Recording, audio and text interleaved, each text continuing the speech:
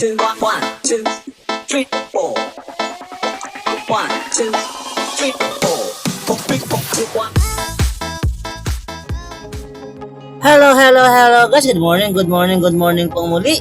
Ayan guys, meron po tayong kinakat po dyan sa ating cameo platter.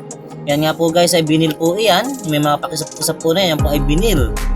Dyan po natin yung kinakat sa cameo, silhouette cameo po or any cutter platter po. Ayan guys, makita po ninyo pagkaka-layout po niya sa aking monitor.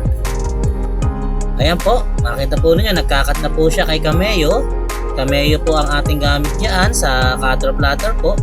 Ang trabaho po niyan ay kung ano po yung design po natin, ikakat po niya diyan sa ating vinyl.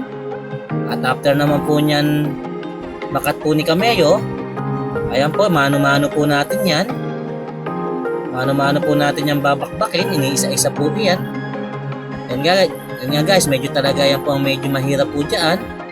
Yung isa-isahin mo yan, lalo na po kung may mga letter, kasi ang mga letter po, yung kung merong mga bilog-bilog at tulad ng letter A, meron po sa gitna, isa-isa po tinatanggal po natin din yan, yung letter R na yan, naalisin din po natin yan. Ayan guys, cut na po natin siya.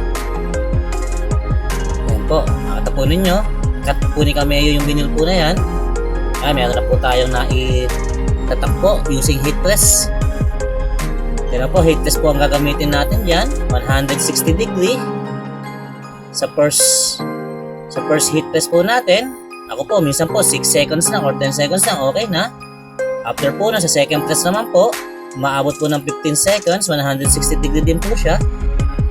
Kasi makita po ninyo, meron na nga po tayong gawa po dyan. Ayan po, heat press lang po natin yan. Ayan nga guys, makita po ninyo, yan, yung vinyl po na yan eh. Madalang po yung vinyl po na ganyan na meron pong pakisap. At madalang din po ang gumagamit po niyan. Kataon meron lang po tayong stock. Kaya nakita po ng ating customer ay nagustuhan po niya at yan nga po ang pinatatak po niya. Yan guys.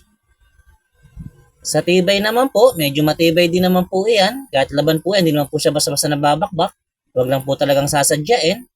Hanggat maaari po, paglalaba po ng pag po binil na tatak ay kailangan po mano-mano lang po ang laba. Iwasan po natin ito yung washing machines sapagkat madali pong masisira ang ating tatak. Lalo na po yung mga nagpapalaundry. Kahit naman pong anong tatak ng heat press, basta po sa laundry, saglit lang po talaga masisira po yan. Ayan po, tinatapos na nga po natin yan guys. Ayan. Sa second press po, gumagamit po tayo ng teflon guys. Ayan.